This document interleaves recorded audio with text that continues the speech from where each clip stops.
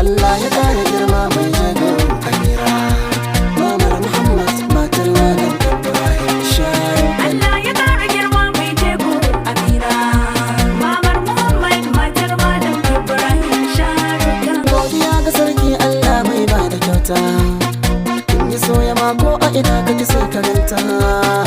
Rabbi kai salati kun manzo dan Amina, gata a gurin sahabbai da dukkan mutane masu bauta. Sam baya bajinta, Amira ki shasha a yanki kirce to babu gaya. Amira matar Malam, mamar Muhammad.